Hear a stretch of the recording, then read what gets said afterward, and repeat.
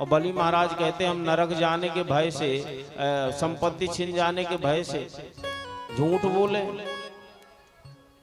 शुक्राचार्य जी नाराज हो गए, बड़ा ज्ञानी बनता है, जा तेरा धन लक्ष्मी सब समाप्त हो जाए। श्राप दे के चले गए और संकल्प पढ़ा जाने लगा, जल डाला गया। कहते हैं कि शुक्राचार्य जी जलपात्र में नेत्र लगा देते, तो वामन भगवान ने कुशा से साफ किया, जिससे शुक्राचार्य का एक नेत्र फूट गया। जल गिरा, संकल्प पढ़ा गया। 3 बार विष्णु विष्णु उच्चारण करके नाम गोत्र के साथ बलि महाराज ने वामन भगवान को, वामन भगवान का नाम था उपेंद्र शर्मा, वामन भगवान का नाम उपेंद्र शर्मा है। तो कश्यप गोत्रोत्पन्नस्य, कश्यप जी के बेटा रहे वामन भगवान। कश्यप गोत्रोत्पन्नस्य उपेंद्र प्रसाद शर्मणे ब्राह्मणाय तुभ्यमहं संप्रददे। संकल्प पढ़ दिया और जैसे ही संकल्प पढ़ा सुमन वृष्टि भई है। बोली बलि वामन भगवान की जय। विराट रूप लेकर के भगवान ने 2 चरण में सारा नाप लिया। एक चरण नीचे के लोगों को नापता है, एक चरण ऊपर के लोगों को। तीसरे चरण के लिए जगह नहीं, तो वामन भगवान ने बांध करके बलि को डाल दिया है। बोलो वामन भगवान की। अरे हरि वामन का भेष बनाए, बलि राजा को चलने आए।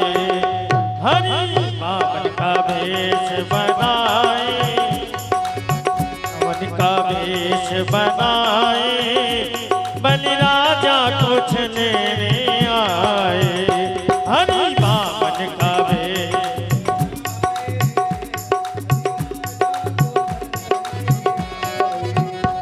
हरि वामन का भेष बनाए, बलि राजा को छलने आए। हरि राजा को छलने आए। ओ बलि राजा को छलने आए, बलि राजा को छलने आए। ओ बलि राजा को छलने आए, बलि राजा को छलने आए। हरि हरि हरि वामन का भेष बनाए। रुको भैया, बाकी के तो ऐसे बैठे, बाकी के पता है कैसे बैठे? यहाँ कोई टीवी सिनेमा चल रहा है। हाँ, यहाँ टीवी सिनेमा चल रहा है और आप लोग देख रहे हैं। ऐसे नहीं भैया, दोनों हाथ उठा करके और बोलो हरि वामन का भेष बनाए, बलि राजा को छलने आए। हरि वामन का भेष बनाए, बलि राजा को छलने आए।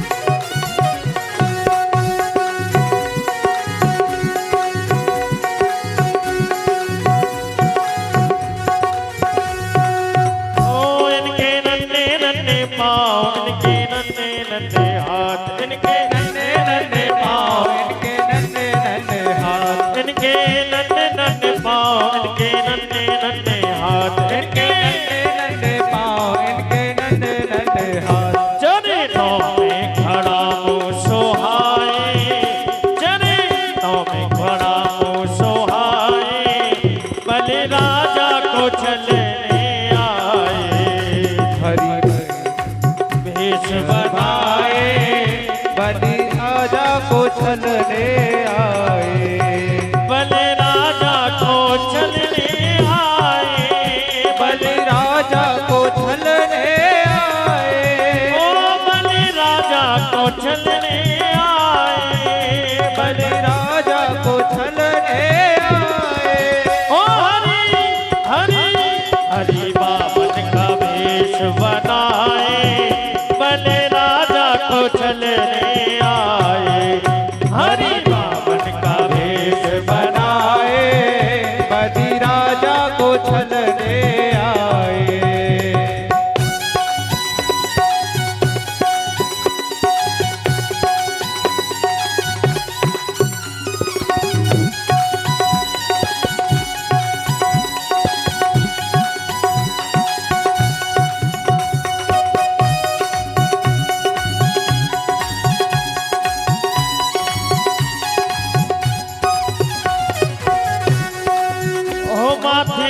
तिलक सोए छत्र जनेऊ धरे, माथे तिलक सोए सिर पे छत्र धरे, माथे तिलक सोए सिर पे छत्र सोए, माथे तिलक सोए सिर पे छत्र सोए, माथे तिलक सोए सिर पे छत्र धरे, माथे तिलक सोए सिर पे छत्र धरे, हाथों में कमंडल लाए, हाथों में कमंडल लाए, बलि राजा को छलने आए, हरि बामन का वेश बनाया, बलि राजा को छलने आए, हरि बामन का वेश बनाए, बलि राजा को छलने आए, हरि बामन का वेश बनाए का भेष बनाए, ओ बलि राजा को छलने आए, बलि राजा को छलने आए, ओ बलि राजा को छलने आए, बलि राजा को छलने आए, हरि बामन का वेश बनाए, बलि राजा को छलने आए, हरि बामन का भेष बनाए, बलि राजा को छलने आए, ओ बलि राजा को छलने आए, बलि राजा को छलने आए, हाँ बलि राजा को छलने आए, बलि राजा को छलने आए, बलि राजा को छलने आए। बोलो वामन भगवान की, वृंदावन में हरि लाल की जय, जय श्री राधे श्याम।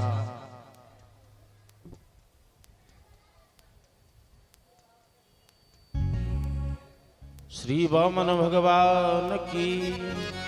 तो वामन भगवान का जब दान नापा गया और 2 चरण में सब नभ गया, तो तीसरे की जगह नहीं है, बांध करके भगवान ने गरुड़ के द्वारा वरुण पाश में बलि को बिठा दिया जाता है।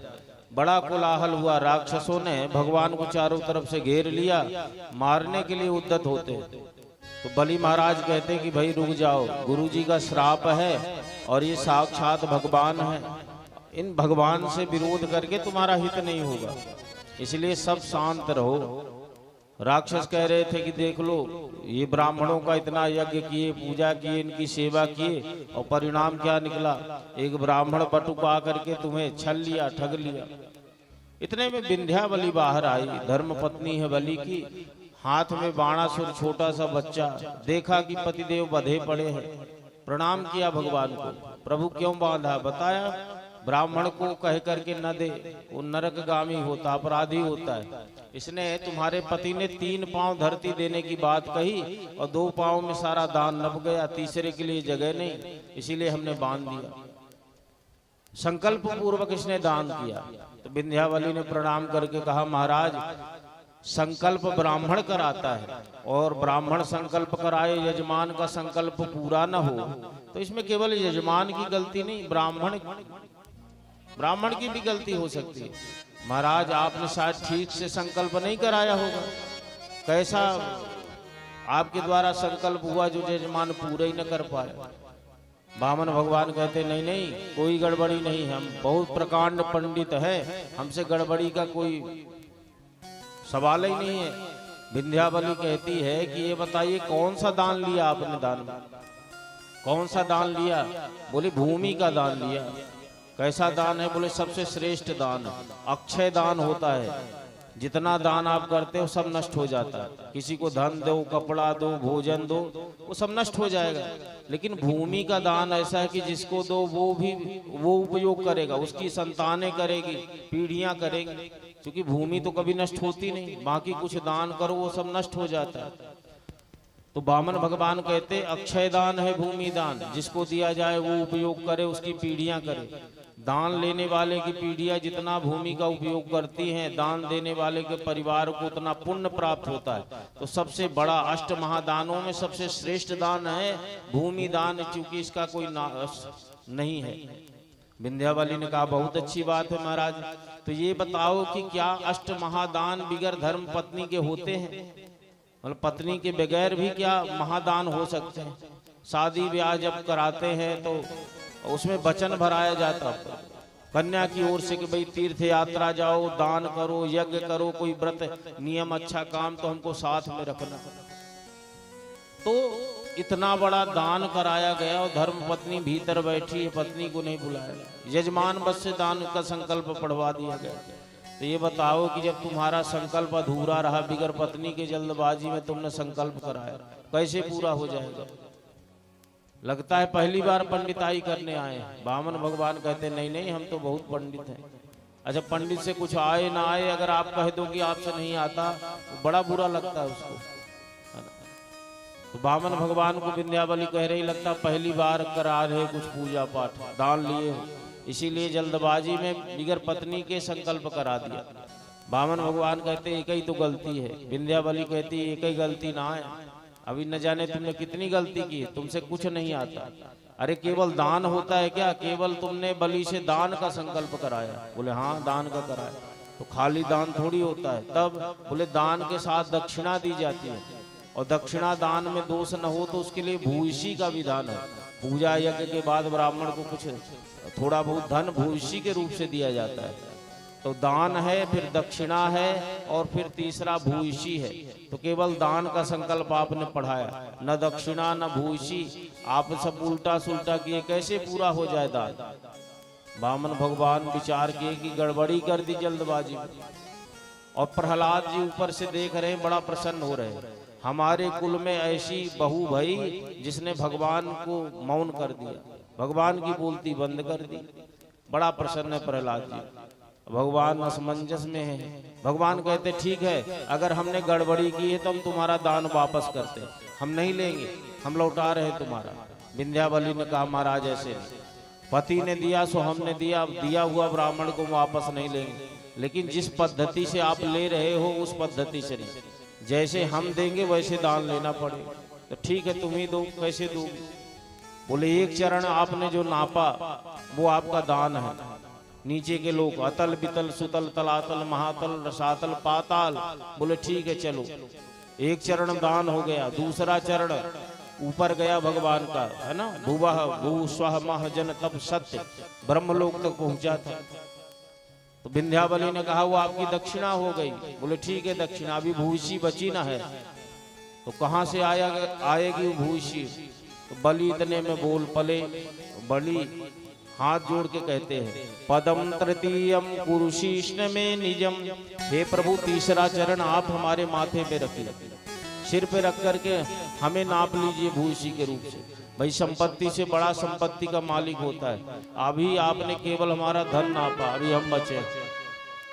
तो भगवान ने कृपा करके तीसरा चरण बलि के मस्तक पे रख दिया। भगवान गदगद हो गए। भगवान ने विचार किया हम छलने आए थे और इसने अपनी श्रद्धा भक्ति से हमें ही छल लिया। भगवान इतना गदगद हुए, कहते बलि मांगो क्या चाहिए तुम? बलि ने कहा कुछ नहीं चाहिए आपसे। अरे तुम जगत के देने वाले हमारे यहाँ भिखारी बन के आए, हमको इतना बड़ा यश मिला कि जगत के देने वाले को हमने दिया, अब अगर मांग ले हम तुमसे तो हमारे देने की महिमा नष्ट नहीं हो जाएगी। तो बलि कहते हमको आपसे कुछ नहीं चाहिए। बामन भगवान इतना प्रसन्न, कहते तब भी हम आपको देंगे। सुतल का राजा बना दिया बलि जी महाराज। कहा जाओ जब तक इस इंद्र का कार्यकाल पूरा नहीं होता, स्वर्ग के समान वैभव है सुतल लोक में, तो तुमको सुतल लोक का हम राजा बनाते हैं और भविष्य में तुम ही इंद्र बनोगे। सोते जागते उठते बैठते हम तुम्हारे द्वारपाल बनके तुम्हारे साथ सुतल लोक में निवास करेंगे। शुक्राचार्य जी आ गए, प्रणाम किया भगवान को। चक्षुषोपनिषद विद्या का पाठ किया है शुक्राचार्य जी।